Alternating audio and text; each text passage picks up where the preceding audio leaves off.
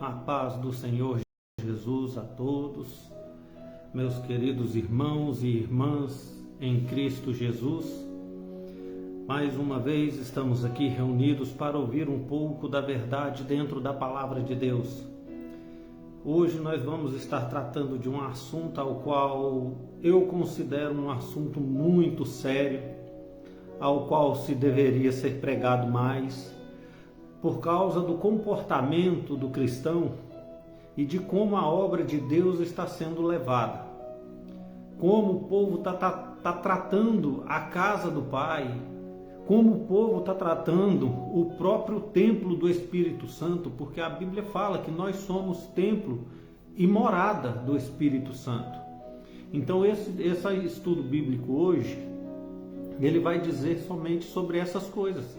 Como nós estamos tratando a casa do Pai e como nós estamos agindo em relação a nós mesmos, à nossa família, aos nossos amigos, aos nossos companheiros de trabalho e como nós estamos deixando a casa de Deus. Em nome de Jesus, vamos fazer uma oração para que essa mensagem entre no coração de todos nós da forma que Deus queira que ela entre. Em nome de Jesus.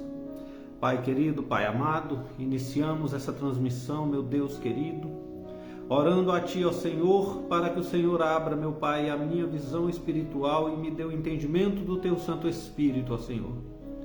Para que nós possamos, ó Pai amado, ter a sabedoria de ensinar, ó Deus querido, aqueles que precisam aprender e ouvir a Tua palavra simples e verdadeira.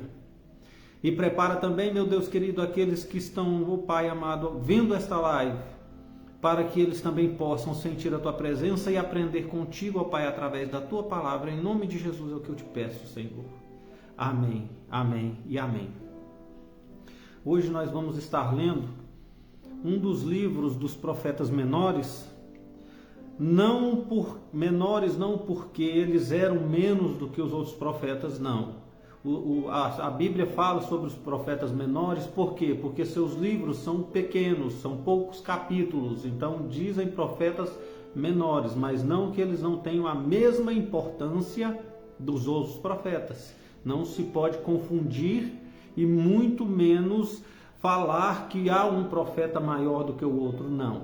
Para Deus não há diferença em tamanho de pessoa, não. Desde o momento que você aceita Jesus Cristo, coloca no teu coração que Ele é o teu único e suficiente Salvador, você é constituído profeta dentre as nações. Nesse momento você se torna criança novamente para aprender com Jesus a como andar novamente, a como se vestir novamente, a como falar novamente e até se alimentar. E o que pode e o que não pode beber, comer, tudo isso você reaprende dentro da palavra de Deus. Amém? Então nós vamos estar lendo o primeiro capítulo, do verso 1 até o verso de número 6. Livro do profeta Ageu, capítulo 1, do verso 1 ao verso de número 6. Que nos diz assim a palavra do Senhor. No segundo ano do rei Dário, no sexto mês, no primeiro dia do mês, veio a palavra do Senhor por intermédio do profeta Ageu a Zorobabel, filho de Sealtiel, príncipe de Judá, e a Josué, filho de Josadaque, o sumo sacerdote, dizendo: Assim fala o Senhor dos exércitos, dizendo: Este povo não veio ainda o tempo em que a casa do Senhor deve ser edificada? Veio, pois, a palavra do Senhor por intermédio do profeta Ageu, dizendo: Porventura para vós, tempo de habitardes nas vossas casas forradas, enquanto esta casa fica deserta? Ora, pois, diz assim o Senhor dos exércitos: Considerai os vossos caminhos, semeai muito e recolhei pouco. Comeis, porém não fartais. Bebeis, porém não vos saciais. Vesti-vos, porém ninguém se aquece. E o que recebe de salário, recebe num saco furado. Essa palavra, meus irmãos, é uma palavra simples de ser estudada. Nós sabemos que a Bíblia inteira, ela é uma parábola de Deus, dando a sabedoria simplesmente àqueles ao qual Deus quer dar para poder traduzir as parábolas escritas nesse livro. Na pregação passada que eu fiz, eu expliquei sobre isso e falei no Evangelho de Mateus quando Jesus estava à beira do mar da Galileia e ele afastou um pouco o barco e os seus discípulos perguntaram por que fala por parábolas. E ele fala, porque a vós é dado o direito de conhecer as coisas do reino, mas a eles não. Ou seja, aos ímpios não. Por quê? Imagina só, se a pessoa que vivesse no pecado, a pessoa que trabalhasse o tempo todo para Satanás, pudesse entrar no céu junto com você que trabalhou o tempo todo para Jesus. Seria justo? Não, não seria. O nosso Deus não seria Deus de justiça. Ele seria um Deus injusto. Então é por isso que Deus, ele escolhe os seus, ele escolhe aqueles que ele quer. Mas ele está lá para ser escolhido por todos. Mas nem todos querem Deus. E se você não quer Deus, por que ele vai te querer? Se você não faz a sua parte como servo do Senhor, por que Deus vai tirar a atenção que ele tem sobre aqueles aos quais dão valor a tudo que Deus faz por eles? Seria justo? Vamos te usar como exemplo. Você alimenta uma pessoa a sua vida inteira, um filho. Aí um certo tempo esse filho se rebela contra você, que nada que você faz serve mais para ele. Ele não quer saber mais nem de viver debaixo do mesmo teto que você. Ira-se contra ti, some da sua vida, nunca mais quer nem te ver. Desacredita no amor paternal, fraternal que tinha contigo. Você vai continuar amando aquele filho. Mas sabendo que ele não quer te ver, você vai buscá-lo? Não, você respeita a vontade dele. E espera o momento certo dele vir até você. Deus também é assim. Quando há um rebelde contra ele, ele deixa aquele rebelde quebrar a cara no mundo lá fora da forma que ele tiver que quebrar. Mas não vai lá atrás dele, não. Ele espera que o rebelde volte atrás. Mas o que isso tem a ver com o nosso estudo? Tem tudo a ver com o nosso estudo. Ageu, se não me falha a memória, ele foi levantado por Deus por médias de 518 foi 525 a 518 a.C., se não me falha a memória. Quando findou-se o cativeiro babilônico, o povo voltou do cativeiro e começou a fazer as suas casas em Jerusalém. Só que o povo levantou as suas casas, enquanto o templo, ou seja, a casa do Senhor, estava em ruínas. O templo estava em ruínas. O povo plantava, como a gente leu, mas não colhia o suficiente. Eles tinham roupas, mas não se aqueciam no frio. Tinha um teto sobre as suas cabeças, mas é como se a chuva passasse direto sobre eles. Ou seja, o templo, nessa passagem, que Ageu está explicando, através de uma mensagem divina a ele, somos nós, seres humanos, a casa, a morada do Espírito Santo de Deus.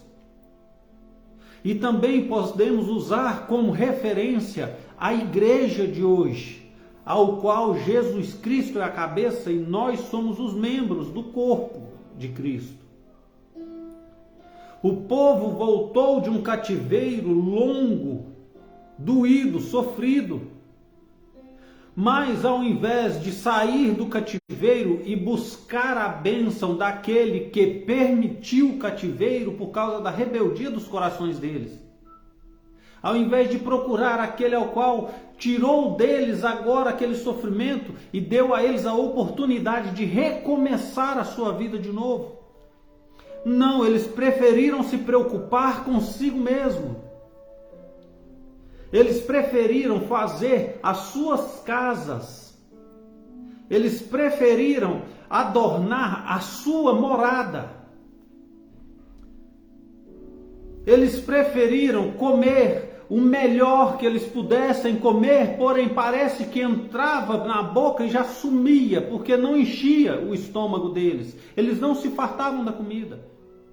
E todo o dinheiro que ganhava era como se ele fosse jogado fora. Não rendia. Por quê?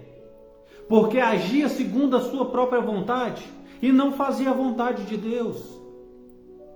Qual é a maior religião que Deus fala que é na Bíblia? É cristã? É católica? É espírita, umbanda? Não! A maior religião consta na Bíblia que a maior religião que Deus considera é socorrer os órfãos, as viúvas e os desesperados. Essa é a maior religião. Fazer por aquele que não tem condição de fazer. Estender a mão para aquele que não pode. Alimentar aquele que não tem alimento. Abraçar aquele que precisa de um abraço. Dar uma palavra amiga para aquele que está sofrendo um momento difícil na sua vida, uma enfermidade. Mas aonde você está? Aonde você está na hora que as ovelhas de Deus precisam de você? O que é que você está fazendo? Você sempre tem compromissos a cumprir, mas não pode ajudar a visitar uma ovelha do teu rebanho, porque tem algo mais importante para fazer, mesmo sabendo que a ovelha está ferida, está machucada. Que espécie de cristão nós nos tornamos hoje em dia? Que nós sabemos que tem pessoas enfermas aí fora, mas não vamos lá buscá-las. Não vamos lá dar um abraço, uma palavra de conforto, um carinho. Você acha que tratar, levantar, reformar o templo é levantar grandes construções, lindas, maravilhosas, para poder chamar a atenção dos olhos das pessoas, para se encher de números? Não, isso não é levantar o templo. Isso não é colocar a casa do Senhor em ordem, não. O templo dito aqui nessa palavra que nós lemos, somos nós. Você está tão preocupado. Olha bem, nós lemos aqui. Vestes bem, mas é como se não estivesse vestido. Sentes frio. Lemos. A pessoa se veste com tanta pomposidade, a pessoa se veste com tanto esplendor, que passa na rua, todo mundo olha e fala, lá vai um milionário, porque aquele ali está bem vestido. Se está de terno e gravata, todo mundo fala, ou é pastor, ou é crente, ou é advogado. Mas e a casa interior? E o templo? Como é que está a morada do Espírito Santo? Como é que você está por dentro? Porque você acha, a Bíblia que diz, não sou eu. A Bíblia que diz. Você acha que se comportar como crente é dizer que você é realmente um cristão? Não, não é. Se você pega a maior obra que Deus colocou nessa terra, deixa ela bonita por fora, mas destruída por dentro, vai adiantar alguma coisa? Não, não adianta nada. Você tem que passar a se preocupar. A Bíblia fala, Mateus 16, 33 ou 35, se não me falha a memória, buscai primeiramente o reino dos céus e todas as coisas vos serão acrescentadas. Primeiramente a gente tem que olhar para Deus, primeiramente a gente tem que olhar para o nosso Senhor, porque foi Ele que nos constituiu em seres vivos, respirando esse ar dessa terra, mesmo que impuro do jeito que ele é, mas a gente está de pé, respirando, trabalhando, vivendo, porque Deus tem nos sustentado. Mas nós pegamos o templo do Senhor, nós nos pegamos e nos destruímos. Fazemos com que Deus fique em segundo plano. Eu preciso ter um carro, eu preciso ter uma casa, eu preciso ter dinheiro no banco, depois eu vou para a igreja, depois eu procuro Deus, mas eu tenho que me instituir aqui, porque senão minha cabeça fica ruim. Meu irmão, se não for por Deus, você não conseguiria nem estar de pé hoje. Aí eu tiro um pouco o exemplo de nós como templo e morada do Espírito Santo, e pego e coloco esse templo que Ageu falou com aquele povo para reformar, para levantar de novo, como se fosse a igreja. Você que é líder espiritual das ovelhas, você que foi colocado como pastor das ovelhas, você que foi colocado lá para tomar conta daquilo que é de Deus, não é teu, é de Deus. Como você tem tratado as ovelhas de Deus? Por acaso você tem ido ver como é que está as ovelhas? Ou você só simplesmente passa o dia fazendo sabe lá se o que Deus? Pode ser trabalhando, pode ser andando à toa, passeando, mas as ovelhas estão para lá. As ovelhas deixa para lá. Aí chega a noite, tá no dia do culto, tá pouca ovelha, as ovelhas não vêm. Mas se o pastor não cuida da ovelha, a ovelha dispersa. Se o pastor não cuida da ovelha, o lobo vem e toma a ovelha. Se o pastor não cuida das ovelhas de Deus nessa terra, a ovelha vai fugir e não volta mais. Por quê? Porque o responsável pela ovelha é o pastor. Não é a ovelha que tem que ir atrás do pastor, não. Vocês já ouviram a parábola da ovelha perdida? Do bom pastor? Ele tem 99 ovelhas e uma se perde. Ele deixa as 99 e vai atrás daquela uma. Ele procura e busca por todos os lados, ele fere seus pés naquelas montanhas procurando essa ovelha e não consegue achar. E ali entristece o seu coração porque não acha aquela ovelha. Mas quando ele encontra aquela ovelha, ele vê que ela está ferida, ela está machucada. Ele não pega aquela ovelha e sai batendo o cajado nela para ela voltar para trás, não. Ele pega ela nos braços, coloca no ombro e a carrega ferida, sendo que ele também está, porque na Bíblia fala que ele estava com os pés feridos de tanto caminhar atrás da ovelha. Mas o bom pastor, mesmo machucado, ele vai atrás da ovelha para poder ver como é que a ovelha está. E se a ovelha estiver doente, estiver ferida, ele abraça a ovelha e leva ela para o curralzinho para pôr segura lá dentro, é nos braços, é no ombro. Mas se você não se preocupa com as ovelhas, como é que você vai se preocupar com o templo? Se você não consegue se preocupar em cuidar daquilo que Deus colocou na tua mão para cuidar, como é que você acha que Deus está se sentindo em relação a você? Você tem que tomar cuidado com a forma que você age, por quê?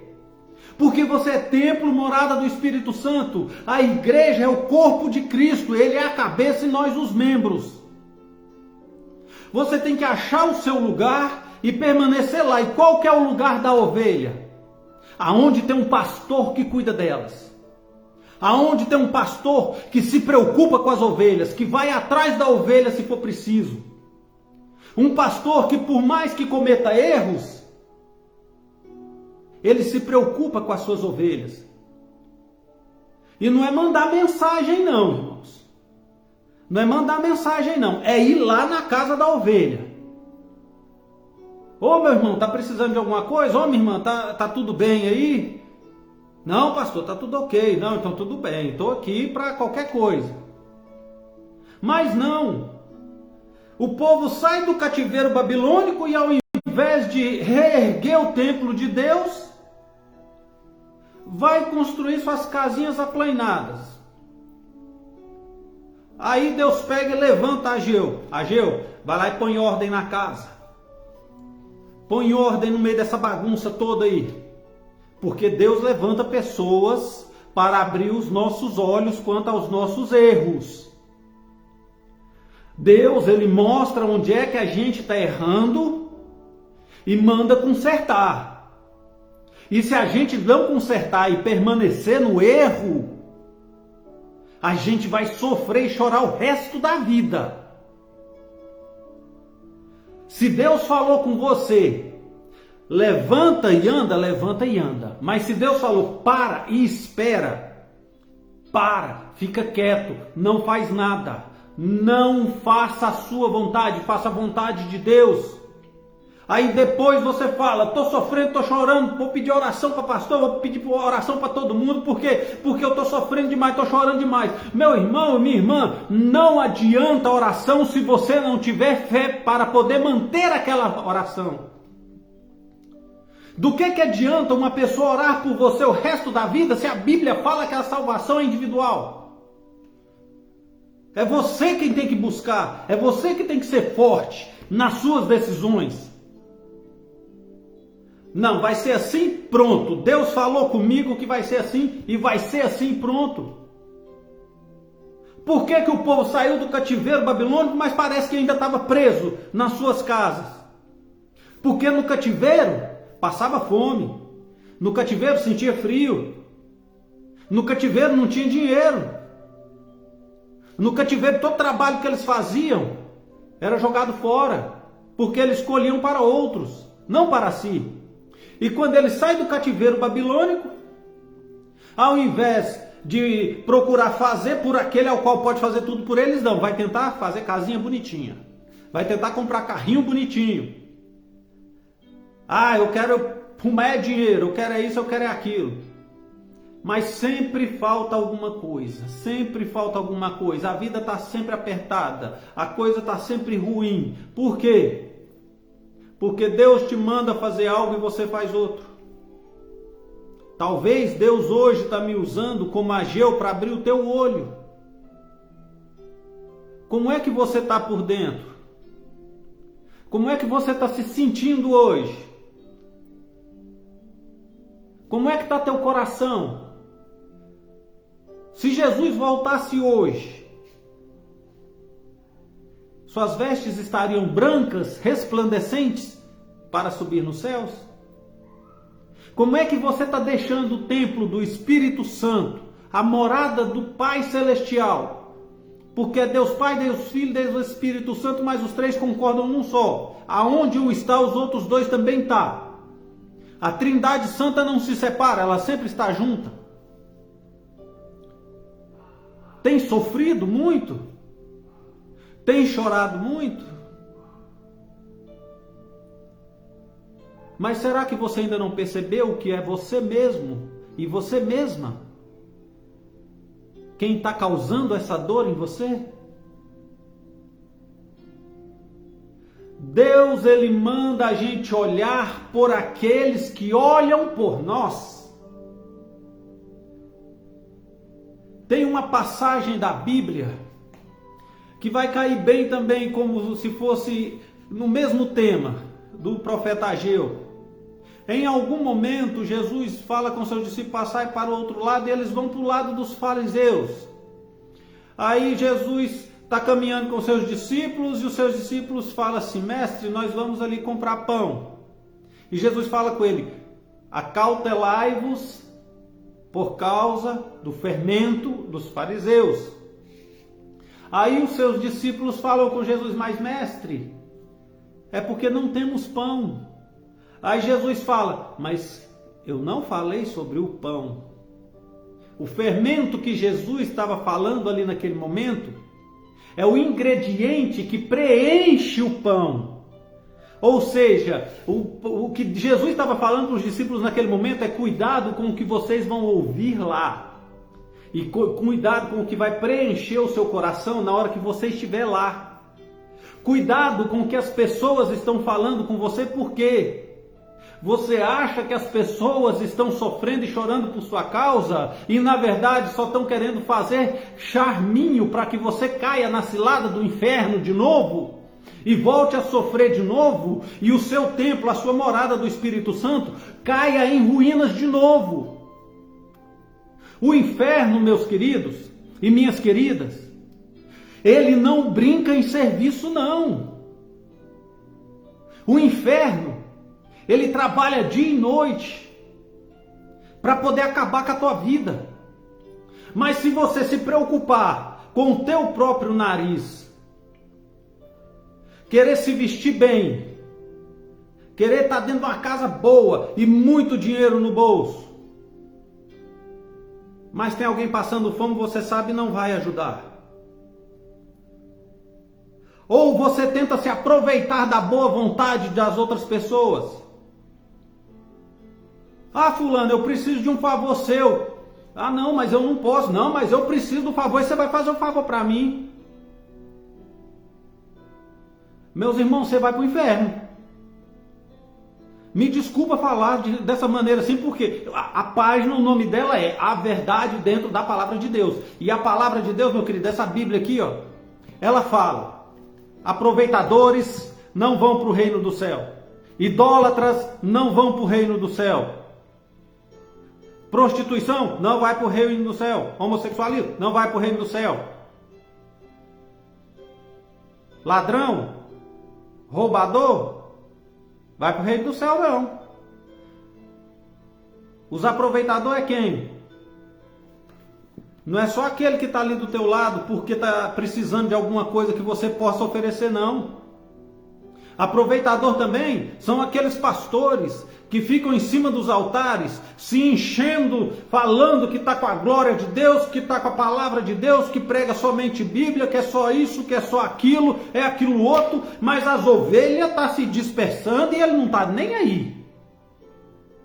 As ovelhas estão indo embora, mas não está nem aí.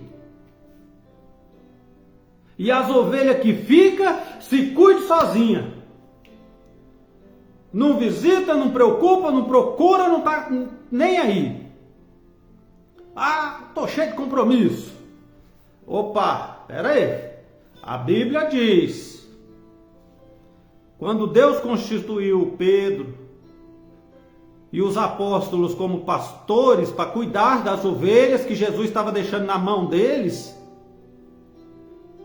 a primeira obrigação deles era cuidar das ovelhas. O resto vem depois. Quando Jesus dá instrução aos 12 discípulos, tudo isso, meus queridos, que eu estou falando aqui, através da graça do Espírito Santo, é como você tem que mudar o seu jeito de viver, porque você é templo e morada do Espírito Santo. Ageu foi levantado para alertar o povo para mudar a sua forma de se comportar, de vestir e parar de reparar em si mesmo e começar a reparar no templo do Senhor. Ou seja, é no irmão que está ali fora? Não, é dentro de você, é como você está por dentro. Porque adianta você ir dentro da igreja, sapatear, rodar, dizendo que está em espírito e verdade, falar língua estranha e começar a dar salto de tudo quanto é tamanho, mas quando sai da igreja vai fuxicar, vai falar mal do irmão, vai descer o chicote nas costas da irmã? Não adianta nada não, meu querido, minha querida. O inferno está cheio de gente igual você. Ah, mas você é algum santo, presbítero Antônio? Não, não sou santo não. Mas na hora que fala que é para fazer a obra, meu querido, pode ter certeza. Quem me conhece sabe. As minhas palavras que saem da minha boca, todas elas são calçadas aqui dentro da Bíblia. Para qualquer pessoa que me conhece, sabe disso. Que se eu subir no altar para pregar, eu prego a palavra que o Espírito Santo me entrega. Doeu para o irmão? Ótimo! É isso aí. É porque o pecado foi exterminado.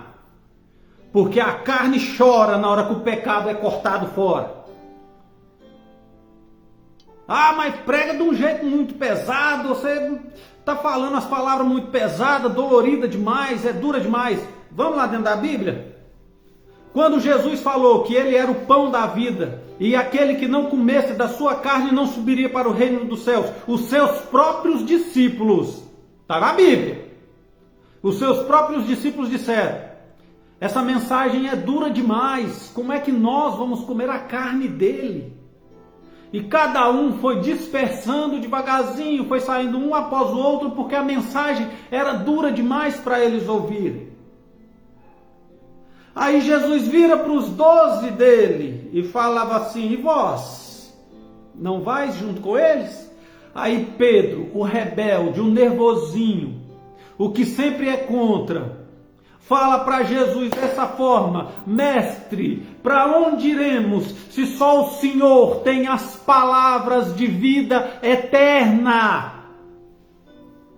Então tu acha, meu irmão e minha irmã, meus queridos em Cristo Jesus, que eu vou estar preocupado se você vai estar me amando por eu estar pregando a verdade? Eu quero saber se Deus está me amando. Da tua alma, da tua vida, quem cuida é você e Deus. Eu estou aqui só para instruir. E ensinar, às vezes dói. Corrigir alguns erros, às vezes dói. É sempre assim, meus irmãos. Para você fazer uma reforma, você não tem que quebrar alguma coisa para reformar? Assim também é a Bíblia. Ela é a nossa reforma. Ela é a nossa base, o nosso alicerce. É nela que nós pegamos tijolinho por tijolinho e vamos assentando um em cima do outro até fazer a grande obra do Senhor voltar a ser o que era. Mas é dolorido, é devagar, é cansativo, leva tempo. Não é à toa que Mateus capítulo número 24 fala: o amor de muitos se esfriarão, mas aquele que se manter firme até o fim será salvo. Por quê? Porque ao início das grandes tribulações haverá dores que nunca houve iguais, invernos que jamais houve iguais, guerras, doenças que nunca houve iguais. Deixa eu te relembrar de uma coisa aqui, meus irmãos. A Bíblia fala que vai haver coisas que nunca houve iguais, está em Mateus 24. Lê que você vai ver que está tudo lá.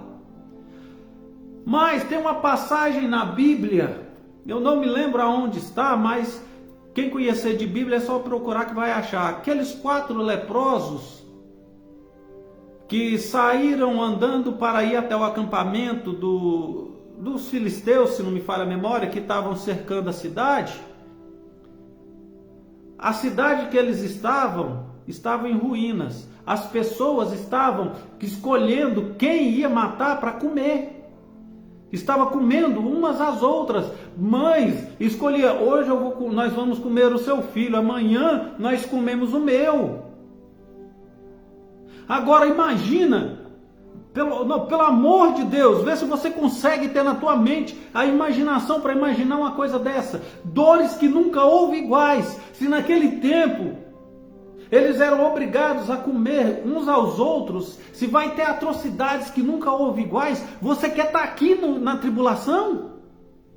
Ou você quer consertar o que você tem de errado dentro de você? Para você ser levado ao reino dos céus, antes que essa tribulação comece? Quando a trombeta tocar, você quer ficar aqui na terra para passar por essas coisas? Meu irmão, minha irmã, deixa eu te dar um exemplo mais fácil. Você tem pessoas que você não suporta olhar. Tem pessoas que você dá vontade de pegar e mandar para o inferno mesmo. Se você não suporta essa pessoa hoje. Imagina você passar 1000 anos com essas pessoas ao teu lado, sem direito a morrer, porque a morte não vai mais estar com vocês. Imagina só você ficar na vinda de Jesus, por quê? Porque o teu comportamento foi contrário ao que Deus queria que você fosse. E sabe qual é o pior erro que um crente comete? É se achar inferior a um ímpio. Ah, mas você é melhor do que o ímpio? Meu irmão, eu não sou melhor do que ninguém, não. Eu não sou melhor do que ninguém, não. Mas também não sou abaixo de ninguém, não. Ninguém é maior do que eu, ninguém passa mais por cima de mim, a não ser Deus, não. Acima de mim, só Deus. Agora você se põe num momento crucial da sua vida, que você se olha no espelho. Eu já passei por isso, eu estou falando é porque eu já passei por isso.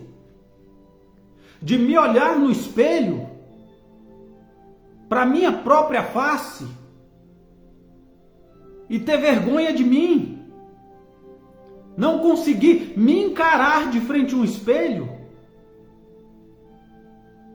Já chegou o momento de eu olhar para frente e não ver futuro para mim. Mas eu reconheci que eu precisava de uma reforma. E eu fui buscar essa reforma. E Deus abriu os meus olhos.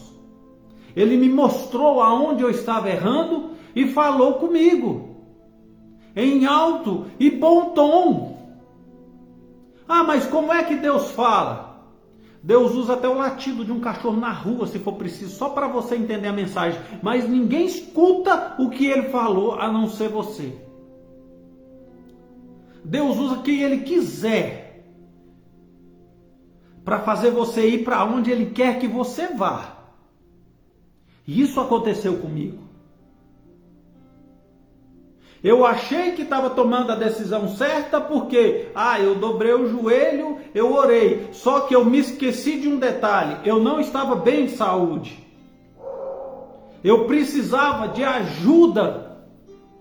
O meu templo estava em ruínas, totalmente destruído por dentro. Eu cheguei a pedir a Deus para ceifar a minha vida. Foi o momento que eu falei assim, opa, peraí, eu preciso de ajuda. Aí eu procurei os médicos que Deus deixou aqui na terra para poder nos ajudar. Por que os médicos não podem ser o nosso Ageu? Abrindo os nossos olhos para o nosso interior, para o nosso templo e morada do Espírito Santo, que está caído. Porque está preocupado demais com conta, está preocupado demais com casa, está preocupado demais com salário, está preocupado demais com agradar os outros e está esquecendo de si próprio. Eu passei por uma consulta psiquiátrica, dia 13 de janeiro agora, hoje é dia 17, dia 13 de janeiro eu passei por uma consulta psiquiátrica. Foi aí que eu fui ver da forma que o psiquiatra conversou comigo e me explicou o que eu tinha. Ô glória, eu recebo, eu tinha. Ô glória. Profetizando para mim mesmo, ô glória. Quando ele me explicou direitinho o que se passava dentro de mim, eu fui ver, peraí, não era eu que estava tomando aquelas decisões, não. Eram os meus sentimentos que estavam totalmente bagunçados e eu não estava sabendo lidar com eles. Eu estava ficando com raiva de todo mundo sem saber por quê. Aí eu vou para o joelho e Deus fala comigo, procura ajuda profissional porque você precisa. Aí vem crente, meu irmão, teve crente que virou para mim e falou, você não tem fé para que Deus te cure, não? Meus queridos, se Deus não tivesse colocado os médicos, por que ele permitiria que Lucas escrevesse 2 livros da Bíblia? O Evangelho de Lucas e Atos dos Apóstolos. Lucas não era discípulo de Jesus. Lucas não era simplesmente um estudioso, fanático, religioso, não. Lucas era médico. Doutor. Quem cuidou de Paulo nas prisões, nos cativeiros, foi Lucas. Historiadores Contam que Lucas aprendeu a conhecer Jesus Cristo através de Paulo, curando as feridas que Paulo tinha pela caminhada dentro das prisões. E Lucas se apaixonou por Jesus Cristo de uma forma que ele foi se aprofundando e se aprofundando e se aprofundando, ao ponto de receber mensagem dos céus para poder colocar nos evangelhos e escrever o Atos dos apóstolos, explicar como os apóstolos se comportavam, como eles agiam segundo a presença do Espírito Santo. Nós temos tantos exemplos dentro da Bíblia, nos ensinando a nos comportar, e nós sempre batemos com a cara no chão. Nós sempre voltamos para trás, só retrocedemos.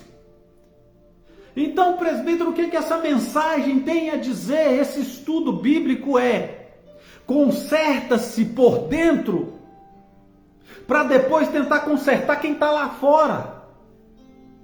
A Bíblia fala: se Jesus não edifica a obra, em vão edificam os construtores. Ou seja, se você não pôr Jesus dentro desse coração e começar a fazer a vontade dele de vez dentro de você, em vão você vive, em vão você caminha, em vão você frequenta a igreja, em vão você lidera as ovelhas do Senhor. Se você está preocupado somente com a sua aparência exterior e com o que você pode conquistar, e está deixando você se destruir por dentro, quando Jesus voltar, você vai estar com as vestes sujas, porque Jesus é reino espiritual, não é carnal, não. Então, se você se preocupa com a carne, na hora que o Jesus vier e ver o teu espírito, vai estar imundo. E a Bíblia fala: aquele que é sujo, suje-se mais. Não é isso que a Bíblia fala? Então, se você é puro, purifique-se mais. Mas se é sujo, suje-se mais. É a Bíblia que fala, não sou eu. Está na Bíblia, livro do Papai do Céu. Mas se você quer ter uma vida firme, fiel com Cristo, para de olhar e tomar as decisões por você mesma, por você mesmo. Aprende a ouvir os ageus que Deus levanta na sua vida para abrir seus olhos. Passa a entender o que Deus quer de você, deixando de escutar o teu sentimento, o teu coração que sangra, que sofre, que chora. Porque a Bíblia fala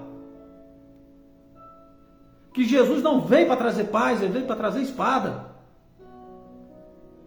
Espada é para batalhar. Espada é para lutar. E quando tiver muito ferido, tiver sangrando, médico dos médicos, socorro, estou padecendo. E Jesus vem, te ressuscita, te salva, te liberta, te cura, faz o que Ele quiser com você. Mas entendam uma coisa: quando se aceita Jesus Cristo, isso é uma decisão muito séria, meus irmãos. E os pré-batismos, eles tinham que ser um pouco mais severos. Por quê? Porque tem gente que se batiza hoje, amanhã pula fora da igreja. Consagração também tem que ser coisa séria. Por quê? Você levanta pessoas ao diaconato quando é fé, está todo mundo vazando fora da igreja. Você levanta presbíteros e evangelistas e a pessoa está vazando da igreja, está voltando para o mundo lá fora. Por quê? Não tem preparo para isso. Escuta uma palavra igual a essa que está sendo pregada, que diz o quê? Conserta-se primeiro. Olha para dentro de você. O livro de Tiago, a carta de Tiago fala que a Bíblia é como um espelho que nós contemplamos a nossa face. E logo saímos da frente do espelho para dar um jeito naquela imagem horrível que nós vemos lá, para ficar melhor, para ficar bonitinha, Para quem na hora que a gente sair da rua, a gente está bem arrumadinho, bonitinho, não é? A Bíblia é do mesmo jeito. Ela é o nosso espelho da nossa alma, do nosso espírito. A gente tem que aprender com ela. Para quê? Para na hora que a gente sair, as pessoas veem Jesus em nós. E na hora que Jesus voltar, ele olhar para a gente e falar: nossa, mas que lindo que você está, meu querido. Que linda que você está, minha querida. Esquece o mundo lá fora. Faz o que Jesus te mandou fazer. E é isso que eu estou fazendo. Aquilo que Jesus me mandou fazer. Pregue a verdade. Não importa aonde, pregue a verdade. Aquele que recebe aplauso dos homens, aquele que busca a glória nos homens, está na Bíblia, não ganhará o seu galardão, porque já recebeu o seu galardão. Se você quer mídia, você vai ter mídia. Mas o problema é que a mídia social não é a mídia espiritual. Aí você decide qual mídia que você quer.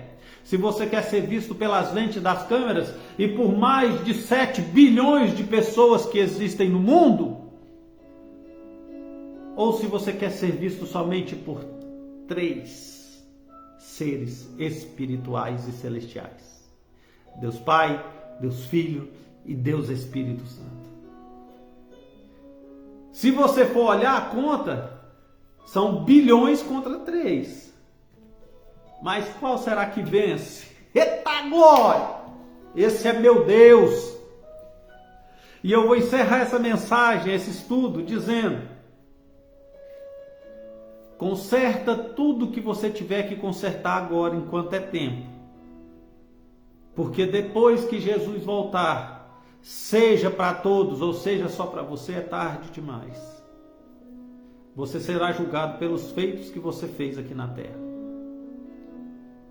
Não se esconda atrás da sua aparência. Você é servo de Deus. Se você precisa de ajuda, vai buscar, que você vai encontrar. A Bíblia não fala: batei, batei, abri-se-lhe-á, buscais e acharei. Pedi, pedi e dar-se-vos-á. Por acaso alguém ganha alguma coisa sem pedir? Não, não ganha. Eu busquei ajuda. E Deus está me abençoando. Para as pessoas que me assistem, vocês olham para mim e vê um homem normal, comum, mas por dentro eu estou uma baguncinha ainda. Mas estou tomando os remédios direitinho, por quê? Porque Deus constituiu a medicina, foi para isso mesmo, para ajudar nós, por dentro ali o corpinho, a carnezinha, cuidar da carnezinha, justamente para isso. É para isso mesmo que Deus levantou os médicos, deu a sabedoria para eles, para saber tratar daquilo que é para tratar da carne. Hoje eu estou tomando 5 remédios diferentes, e ainda tem mais 2 para entrar na conta. Então vou tomar 7 tipos de remédios diferentes, para consertar o que eu estraguei. Não foi Deus que estragou, foi eu que estraguei. As minhas decisões me levaram a isso. Por quê? Deus, ele não trouxe cocaína para me cheirar no meu passado, não. Deus não trouxe garrafa de cerveja, de bebida quente para me tomar, não. Fui eu que fui lá e busquei. E passei anos fazendo isso. Deus não falou comigo assim: vai vender droga, não. Fui eu que fui lá vender droga. Hoje, a minha carne está sofrendo os males que eu busquei para mim. Mas olha aqui, eu estou assumindo a minha culpa. Eu estou assumindo o meu erro. E já pedi perdão para Deus várias vezes e ainda peço perdão para Deus até hoje, por eu ter destruído o templo do Espírito Santo dele. Meu Deus, eu peço perdão ao Senhor, meu Pai, por ter feito da morada do teu Espírito esse caos que eu estou por dentro hoje. Eu te peço perdão, Senhor, por ter acabado, meu Pai amado, com a maior das obras que o Senhor fez nessa terra, que é o meu corpo, a minha alma, o meu espírito.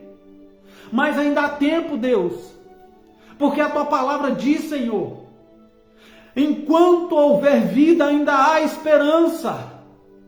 E é debaixo dessa esperança que eu me apego, Deus, porque eu sei que eu ainda vou voltar a ser um homem saudável, forte, ao qual eu vou conseguir, Deus, pregar a Tua palavra de uma forma, de uma maneira, que as pessoas vão ver o Senhor através de mim. Eu sei, meu Senhor, que o Senhor vai restituir as minhas forças, ó Pai. Eu sei que o Senhor vai restituir todos os meus sentimentos, o Senhor vai controlar, Pai, todos os males que estão dentro de mim, ó Deus, tentando destruir a minha carne. Mas vai ser no tempo do Senhor, e eu vou esperar, meu Deus, com paciência. Eu vou esperar, meu Deus, com muito afeto e com muita esperança, Pai, por esse dia, porque eu sei que eu quero consertar o Teu templo, Senhor. Mas eu te peço também, Pai, coloca na cabeça dessas pessoas, ó Pai, que estão aí fora destruindo as moradas do Espírito Santo que estão espalhadas por esse mundo inteiro, Senhor. Cuida de cada um deles, ó Pai. Mostra para eles também aonde é que eles estão errando para consertar, Deus. Eu estou te pedindo em nome de Jesus Cristo, Senhor. Atenta aos teus ouvidos a minha oração nesse momento. Levantastes a mim, Senhor, para pregar a Tua verdade, e eu tenho feito isso com afinco, com vontade, Senhor. O Senhor sabe disso, o Senhor me conhece. Conheces o meu coração, conhece a minha alma, o meu espírito. Eu sei que o Senhor sabe o quanto é difícil para mim me entregar dessa forma, sabendo que eu estou todo bagunçado por dentro. Mas ainda assim, eu abro espaço para o Senhor, por quê? Porque no momento que eu estou pregando não tem síndrome do pânico, não tem depressão, não tem tremedeira. Enquanto eu estou pregando não tem pensamentos ruins. Eu estou feliz, eu estou saudável enquanto eu estou pregando a Tua palavra. Por quê? Porque é o Teu Espírito que está habitando em mim. E eu quero isso mais e mais e mais. Eu quero isso o tempo todo. Por quê? Porque eu sei que eu não chega a ponto que eu não aguento mais. Mas o Senhor vai me fortalecendo para me continuar essa caminhada, Deus. Obrigado, Pai, por me dar a oportunidade de me consertar antes da minha buscada, Pai. Faça isso também. Servo e serva do Senhor, peça perdão a Deus, enquanto ainda é tempo. Em nome de Jesus. Se você quer saber como termina a história, o povo ouviu Ageu e reformou o templo. Está na hora de você ouvir o Ageu que Deus está levantando para falar na tua vida. Conserta-se primeiro, antes de querer ajudar o próximo. Ore para você primeiro. Quando você for orar, primeiramente você engrandece o nome de Deus. Depois você pede para Ele força e capacidade para estar orando.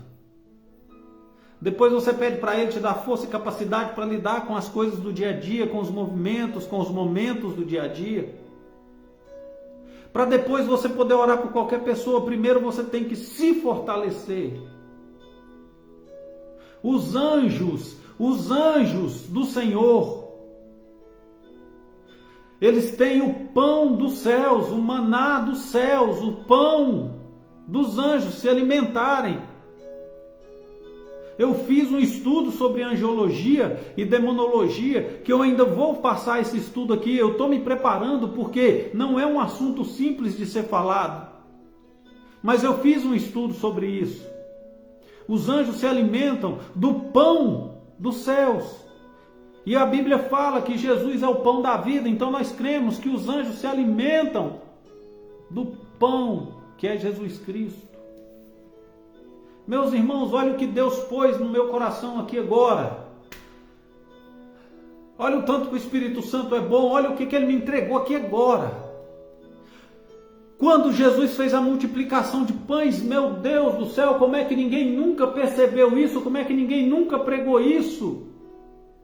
Se Jesus ele fala, naquela mensagem que eu disse que ele falou que ela é dura, que se as pessoas não se alimentassem da sua carne, não conheceriam o reino dos céus, porque ele era o pão da vida.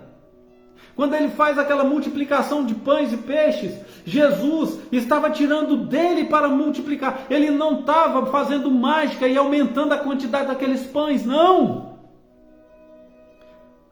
Ele estava se repartindo com a multidão e o povo não percebeu. Olha o que Deus me entrega aqui agora na frente de vocês. Na primeira e na segunda multiplicação de pães, Jesus se multiplicou em pequenos pedaços. Quando o povo estava no deserto, maná caía do céu. Jesus, o pão da vida, caía dos céus para aquelas pessoas se alimentar. E hoje o pão dos céus está aqui com a gente. Vamos se alimentar desse pão. Arabassiribi canta labachai, arabanúncias. Vamos nos alimentar desse pão. Meu Deus, obrigado, Pai, por essa visão maravilhosa. Olha o que Deus me entrega aqui na frente de vocês.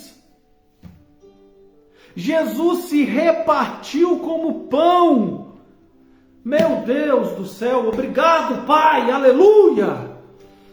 Oh, Deus de glória. Eu vou encerrar, meus irmãos, essa mensagem. Mas vou encerrar com um sorriso no rosto, porque Deus, Ele me entregou algo que eu vou guardar comigo para todo sempre.